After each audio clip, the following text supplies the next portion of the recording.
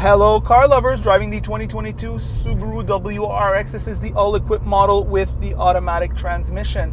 What to say about this vehicle? Well, I have a few random thoughts to say about this vehicle. Number one, this exterior styling is an exterior styling for, well, before that, let's just go over the specs. The WRX is new for 2022. The changes are more than skin deep. First, Subaru brags that there is a 28% increase in torsional rigidity, which is the amount of force required to twist a vehicle, and interestingly, a 75% increase in suspension mounting point rigidity. This is good for the suspension. Improvements have been made to the inner frame construction and increased use of structural adhesives. Structural adhesives are the glue you see being applied in the assembly process. This is a lighter method that replaces welds, braces, and metal fasteners. The engine is new, 2.4-liter turbo that produces 271 horsepower and 258 pounds of torque. Subaru says the torque curve is broad between 2,000 and 5,200 RPM.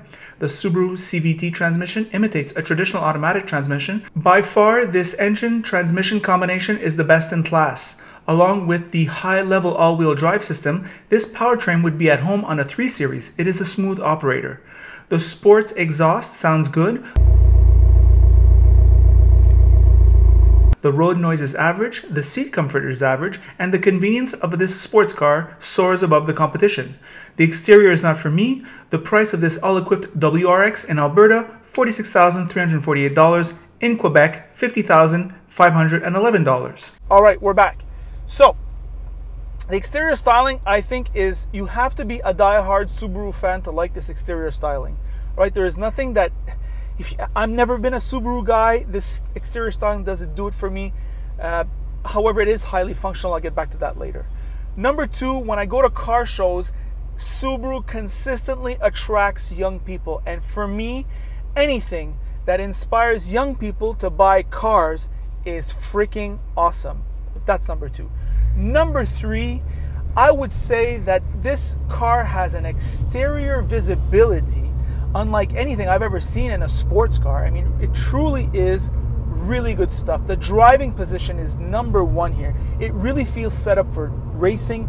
I have the shifter that falls into hand. I have this steering wheel that's right in front of me.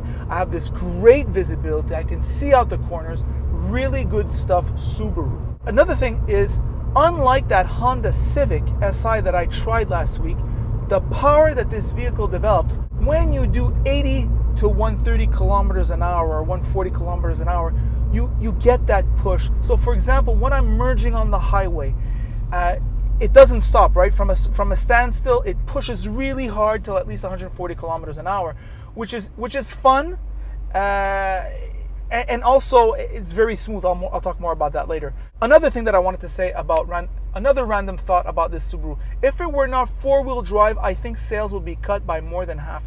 The four-wheel drive is still a key buyer preference. It's still a key, it's actually a buyer must if you want. And that's kind of interesting from, it's not the other characteristics. When we think about sports cars, we don't think about four-wheel drive. We think about the exterior styling, the engine, the transmission, the looks, you know, all these things. However, the four-wheel drive really an integral part of this vehicle. Inside now, well, the infotainment, this infotainment has a nice big screen. There's a volume and a tune knob, and I would say that's about it. The climate control section is worst in class. Navigating inside the menus here, there's nothing special about that. I would like a home button or something to bring me back when I'm in trouble. But the climate control is a catastrophe. I mean, that's a disaster. That's an accident waiting to happen, actually. Especially when your car's in park, the shift lever prevents you from changing the temperature of the car. That's when you set things up, right? When in the morning, when you get up, the temperature outside, you set things up. Well, it's not working. What is working about this interior? Everything else. The driving position, once again, top notch. The big round dials are all business. It's business class here. It looks you straight in the face. It's not premium with the digital display like some of its competitors. Nevertheless, the outward visibility, like I said, is amazing. The space inside is truly awesome. Sitting in back, no problem. Sitting in front, no problem. One of these cars where if you live in a winter climate, you were going to be making payments every month. You're going to be enjoying your car 12 months a year. Very important. The engine is of a smoothness. It is so freaking smooth. You could put this on a $70,000 BMW. It would feel right at home, including the transmission. I mean, it's good stuff. Smooth management, smooth power delivery. I know it's a CVT and the shifts are artificial, but nevertheless, it feels good. It feels high level, something that comes out of a $70,000 car. The Harman Kardon sound system plays loud but does not play well. This is kind of odd. I'm not used to saying that. I think that's the first time I ever say that in a video. I don't know if it's if it's my expectations that's changed over time.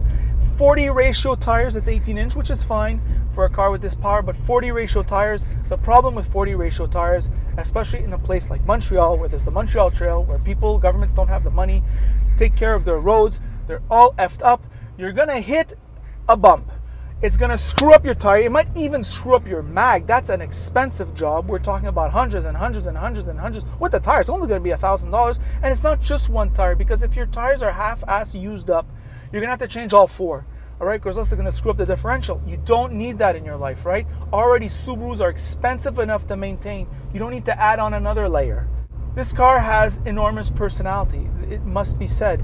And even though I am not a Subaru fan, never have been, I gotta tell you, well, first of all, I can tell you right now, I'm probably gonna buy a BRZ sooner rather than later.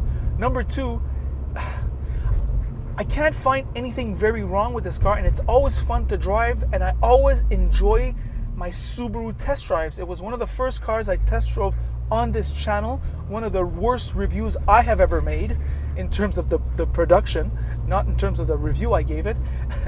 But it's just, I gotta say, Subarus, you grow attached to them, and they've got charm, and they have quality, and they have the wonderful, easy to use driver inputs that I like, and that's very satisfying to drive on a day-to-day basis.